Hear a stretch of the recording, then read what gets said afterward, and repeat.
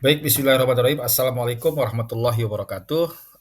Selamat pagi semuanya. Walaupun sudah siang, kita masih tetap harus mempunyai semangat yang masih seperti kita di waktu pagi hari. Mohon maaf sebelumnya, mungkin untuk beberapa hari ke depan saya atau kita belum bisa bertatap muka langsung dikarenakan ada suatu hal pekerjaan yang harus saya lakukan di pabrik. Jadi bukan berarti itu semua menyurutkan semangat kita untuk belajar ya. Jadi kita masih bisa belajar menggunakan media apa saja tanpa harus bertemu secara langsung. Baik, saya minta waktunya beberapa menit eee, obrolan ya, berupa obrolan mungkin lebih ke pengingat saja. Kita dimanapun hidup, kita harus memakai 3 kata ajaib ya, selalu harus kita pakai. Yang pertama itu, terima kasih. Kalau sudah orang lain membantu kita atau kita merasa dibantu oleh orang lain, jangan lupa ucapkan terima kasih. Yang kedua, sesudah terima kasih ada maaf. Maaf itu kalau kalau kita berbuat salah atau kalau meminta bantuan boleh ya, "Maaf ini ya," atau "Maafin saya ya." Jadi jangan pernah merasa orang yang meminta maaf itu adalah orang yang salah, tapi orang yang belajar meminta maaf kalaupun tidak salah, itu adalah orang yang berbesar hati. Kemudian yang ketiga adalah kata tolong. Jadi kalau kalian butuh bantuan teman, jangan sembarang tunjuk-tunjuk, tapi pakai bahasa atau adab yang baik atau pakai kata tolong. Jadi pergunakanlah 3 kata ajaib ini, maaf, terima kasih, dan tolong.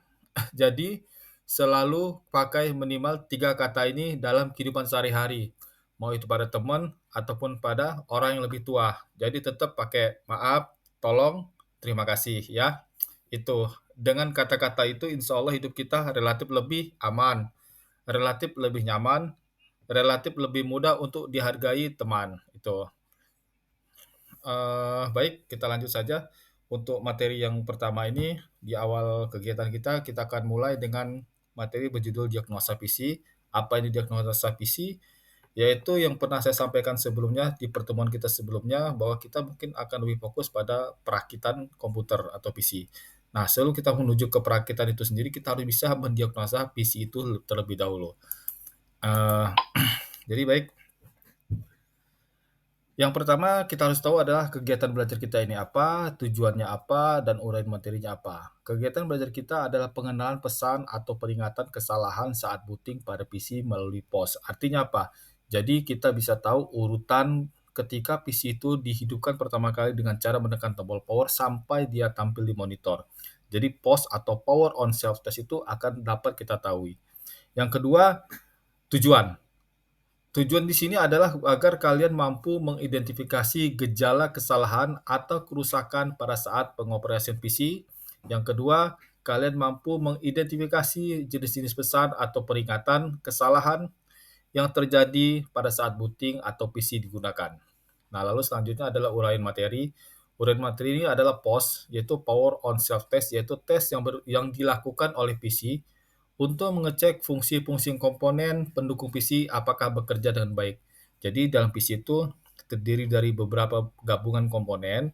Di situ nanti kita akan tahu dengan metode POS ini kira-kira komponen mana saja yang rusak ketika PC tidak bisa hidup atau tidak tampil. POS memungkinkan kita dapat mendeteksi, mengisolasi, menentukan, dan menemukan kesalahan sehingga dapat memperbaiki penyimpangan atau kerusakan yang terjadi pada PC. Selanjutnya, materi yang akan kita bahas pada hari ini ada 6 materi, yaitu pertama adalah prosedur POS atau Power on Self Test, yang kedua adalah pesan peringatan kesalahan POS, yang ketiga, keempat, dan kelima itu adalah kode BIP pada BIOS, ada Words, ada AMI, dan ada IBM. Dan yang terakhir atau yang keenam adalah identifikasi pesan melalui POS. Yang pertama adalah prosedur POS.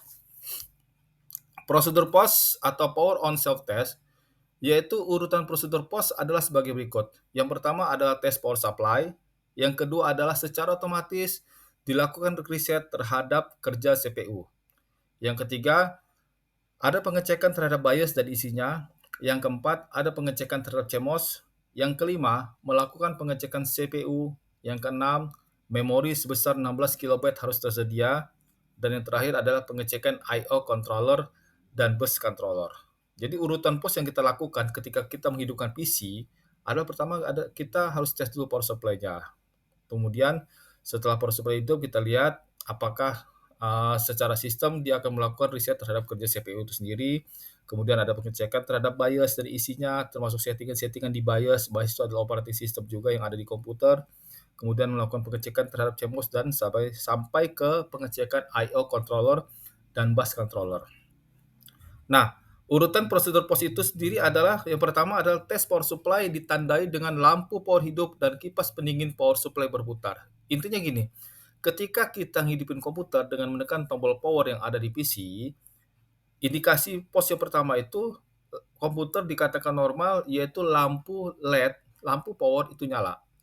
Yang kedua, kipas pada power supply yang ada di belakang itu pun berputar.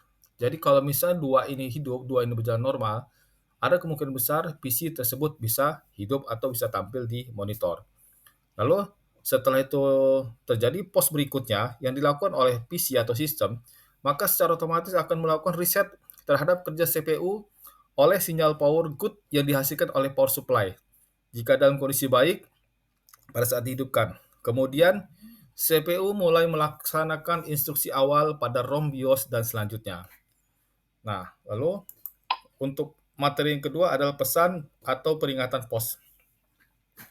Pesan atau peringatan kesalahan hasil POS berupa tampilan perform VC, visual di monitor, dan beep dari speaker.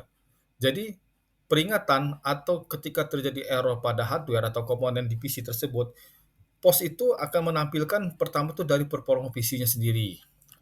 Mungkin kipas yang melambat, atau hidup yang agak susah, atau bisa juga nanti ada visual di monitor. Visual di monitor itu artinya sebelum kita masuk Windows, dia akan ada message error dulu di monitor, apa nih errornya di PC tersebut, atau bisa juga ada suara dari speaker yang ada di motherboard. Suara beep dari buzzer, namanya buzzer speaker kecil yang ada di motherboard. Kemudian, prosedur tes POS yang telah dilakukan untuk memastikan bahwa unit power supply dan monitor bekerja dengan baik. Jika tahapan ini dapat dilewati, maka BIOS melakukan POS selanjutnya. Nah, gejala-gejalanya apa saja? Gejala-gejalanya itu yang pertama itu jika CPU dan monitor mati dan tidak ada beep, dipastikan kita harus cek dulu apakah instalasi fisik ketegangan listrik AC-nya benar 110 atau 220 volt. Yang kedua, kita cek power supply-nya. Jadi kalau misalnya kalian hidupin komputer, tapi komputer tidak mau hidup, monitor juga mati, dan tidak ada suara sama sekali, suara beep dari PC, kalian pastikan dulu instalasi listriknya. Apakah sudah mencapai tegangan di 110 atau 220. Yang kedua, cek power supply-nya. Apakah power supply-nya masih hidup atau sudah mati. Nah, untuk mengetahui power supply masih hidup atau sudah mati, mungkin di pertemuan selanjutnya kita akan coba praktekkan ini. Kita akan coba praktek ini, kita untuk praktek bagaimana mengetahui power supply itu masih bisa berfungsi dengan baik atau tidak. Kemudian kedua adalah CPU-nya hidup. Ketika kita tekan tombol power, CPU hidup, tapi monitornya mati. Dan tidak ada suara sama sekali. Nah, diagnosanya adalah yang pertama coba kita cek instalasi kabel data dari PGA card ke monitor. Kita pastikan dulu kabel yang dari monitor ke PC yang kepalanya berwarna biru itu apakah sudah terpasang dengan baik dan benar. Baik dari sisi PC-nya atau dari sisi monitornya.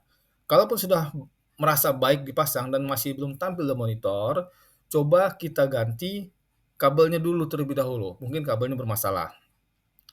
Kalau kabel diganti pun masih belum tampil juga di monitor, langkah terakhir adalah kita ganti monitor yang lain.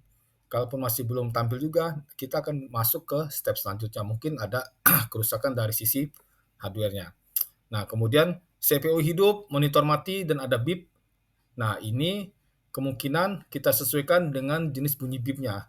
Bunyi beep apa aja nih? Karena kode beep itu berbeda-beda dari masing-masing motherboard. Selanjutnya yang ketiga, ada kode beep watch. Jadi tadi saya sampaikan 3, 4, 5 ada word, ada BIOS itu ada 3 macam, word BIOS, AMI BIOS, dan IBM BIOS. Yang pertama kode beep word BIOS. Pertama, gejalanya jika ketika hidupin komputer ada satu beep pendek, maka diagnosanya atau pesan peringatan kesalahannya berarti PC dalam keadaan baik. Otomatis biasanya ketika kita hidupin komputer, terdengar bunyi beep sekali, biasanya akan tampil visual di monitor. Itu berarti kondisi PC dalam keadaan baik. Yang kedua, bit panjang, satu bit panjang, kemungkinan masalah dari sisi memori. Coba nanti lepas memorinya atau RAM-nya, bersihkan RAM-nya. Kalau masih dipasang masih bunyi juga, kemungkinan ada kerusakan di memorinya. Bagaimana cara penanganannya? Nanti ketika pertemuan selanjutnya, ketika kita praktek, kita akan praktekkan bagaimana cara menangani memori yang sudah rusak. Yang ketiga, satu bit panjang dan dua bit pendek. Kemungkinan kerusakan di modul di RAM parity. Yang keempat, satu bit panjang, tiga bit pendek, kerusakan kemungkinan ada di bagian PGA. PGA ini berarti visualisasi ke monitor. Bisa jadi PGA card-nya rusak yang onboard. Nah, untuk penanganannya coba kita ganti PGA-nya menggunakan PGA AGP. Jadi di motherboard tuh ada slot AGP, slot untuk PGA tambahan. Kita coba belikan card PGA-nya, kita pasang card PGA. Yang selanjutnya adalah bip terus-menerus. Ini bisa jadi kerusakan di modul memori atau memori video. Biasanya hal ini sangat-sangat sulit untuk diperbaiki. Artinya dari sisi mainboardnya pun sudah sangat lemah. Selanjutnya yang kedua adalah kode bip AMI bias. Yang pertama ini ada 13 kode, jadi beda dengan UART tadi. Bip pendek, bip 2 bip pendek, 3 bip pendek, 4 bip pendek, sampai dengan 11 bip pendek, lalu dilanjutkan dengan 1 bip panjang dan 3 bip pendek, dan 1 bip panjang 8 bip pendek. Ini artinya dari masing-masing bip ini ada RAM yang gagal merefresh, sirkuit gagal mengecek, BIOS gagal mengakses memori, timer pada sistem gagal bekerja, motherboard nggak dapat menjalankan prosesor, prosesor artinya otak komputer, kemudian controller pada keyboard tidak dapat berjalan dengan baik, video mode error, tes memori gagal, checksum error pada ROM BIOS bermasalah, CMOS shutdown read write mengalami error, cache memory error, conventional extended memory rusak, dan tampilan gambar gagal. Jadi masing-masing motherboard kode bit sama, tapi bisa jadi diagnosanya itu berbeda. Jadi makanya kita tetap perhatikan motherboard yang kita gunakan adalah motherboard jenis apa. Selanjutnya, yang terakhir adalah IBM BIOS. Ini sama, gejalanya kalau tidak ada bip, kemungkinan rusaknya adalah di power supply, atau card monitor atau RAM tidak terpasang. Satu bip pendek, dia normal, dan PC dalam keadaan baik. Ini hampir sama antara IBM dengan Watch. Kemudian bip terus-menerus, power supply rusak, atau card monitornya atau RAM tidak terpasang. Kemudian ada bip pendek berulang-ulang, satu bip panjang, satu bip pendek, satu bip panjang, dua bip pendek, satu bip panjang, tiga bip pendek, tiga bip panjang, dan satu bip blank monitor. Nah, jadi masih kita sebagai teknisi komputer harus mengetahui jenis karakter motherboard yang ada di PC kita. Motherboard kita termasuk BIOS-nya apa? Apakah termasuk BIOS Awards? Apakah termasuk BIOS AMI? Atau apakah termasuk BIOS IBM? Jadi, karena masing-masing motherboard itu beda, message error atau pesan, beda juga penanganannya. Nah, coba kalian pahami semua, kalian kalian pahami, kalian pelajari dari, 3 jenis tiga jenis BIOS tadi. Selanjutnya yang terakhir adalah identifikasi pesan melalui POS. Jadi, untuk mengenal dan mengidentifikasi pesan peringatan kesalahan melalui POS, kalian harus mempraktekkan dan mengamati PC dari saat booting hingga selesai proses POS yang dilakukan oleh BIOS, dan mungkin membaca buku manual setiap komponen PC, terutama manual book pada motherboard. Jadi nanti pada prakteknya kita akan coba amati sebuah PC ketika kita melakukan ngehidupin PC pertama kali, kita lihat prosedur POS-nya apakah berjalan dengan baik. Uh, Selanjutnya, rangkuman dari apa yang saya sampaikan tadi, mudah-mudahan kalian bisa memahami dan tolong dicatat, tolong dipahami dan tolong dipelajari. Ada 3 poin utama yang harus kalian pahami. Yang pertama adalah mengenal dan mengidentifikasi masalah di PC dapat dilakukan dengan mengamati dan memahami gejala-gejala yang ditimbulkan. Yaitu yang tadi saya sampaikan, gejalanya itu bisa kita lihat dari bunyi bip, bisa kita lihat dari performa PC-nya, bisa kita lihat juga dari visualisasi yang ada di monitor. Jadi ada 3 step ini. Yang kedua, step PC dilengkapi dengan POS, Power On Start Test, yaitu tes yang dilakukan oleh PC untuk mengecek fungsi-fungsi komponen pendukung PC. Artinya, ini berkaitan dengan nomor satu, ketika fungsi-fungsi ini ada yang tidak berjalan atau komponen-komponen ini ada yang tidak berjalan, maka akan ditampilkan dalam bentuk kode bip atau visualisasi di monitor. Makanya ada di beberapa PC di lab ini, saya buat dia ketika kita ngirimin pertama kali pasti ada message error-nya. Nah, itu bagian dari POS atau prosedur yang ada. Sedangkan yang terakhir, POS dilakukan oleh BIOS pada saat PC mulai booting.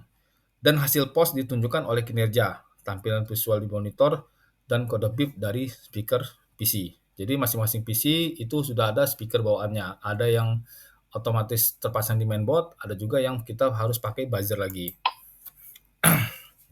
Evaluasinya nanti sama-sama kita lakukan ketika di pertemuan selanjutnya ketika kita tatap muka. Pertama nanti kita coba hidupkan PC, lalu kita amati, lalu kita catat proses POS yang terjadi. Cocokkan hasil pengamatan kalian dengan teori yang ada. Jadi yang saya sampaikan tadi, POS yang saya sampaikan tadi, prosedur POS yang saya sampaikan tadi, nanti sama-sama kita cocokkan dengan praktek yang akan kita lakukan. Yang kedua, hidupkan PC, tekan tombol untuk menuju menu setup atau umumnya tombol del. Jadi menu setup ini artinya menu BIOS. Umumnya setiap motherboard itu untuk masuk ke BIOS itu kita adalah dengan menekan tombol del, paling sering tombol del. Tapi ada juga tombol F2, kadang juga F10, kadang juga F12. Amati dan catat semua data yang ada di dalamnya.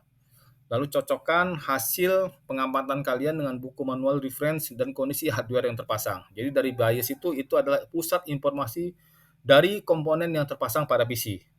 Yang ketiga, buka buku manual book atau reference dan pada casing PC atau nanti manual booknya kalau nggak ada kita cari atau search di internet, amati dan cocokkan spesifikasi tata letak komponen dan setting yang ada. Jadi masing-masing komponen dari masing-masing motherboard itu pasti berbeda.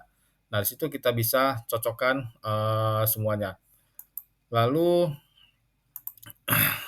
yang terakhir adalah pertanyaan ini. Tolong kalian jawab, kalian catat, berikan jawaban tersebut, tulis di kertas lembar, lalu foto, kirim WA ke saya di Wapri ya.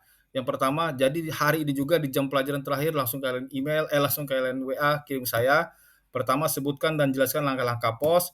Kedua, gejala masalah yang terjadi pada PC jika BIP yang ditimbulkan berbunyi, 1 BIP panjang dan 8 BIP pendek. Menurut kalian apa penyebabnya? Yang terakhir adalah bagaimana menurut kalian jika PC yang sudah lolos POS, apakah itu berarti baik? Kalian coba amati ini. Oh maaf, bentar.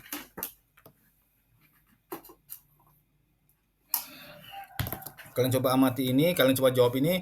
Berikan jawaban kalian paling lambat jam pelajaran terakhir pada hari ini. WA ke saya, tulis di kertas, kemudian foto dan kirim japri ke WA saya. Saya rasa cukup, mungkin ini saja dari saya. Saya akhiri, mudah-mudahan kalian masih tetap semangat. Saya akhiri, billahi taufiq wal hidayah. Wassalamualaikum warahmatullahi wabarakatuh.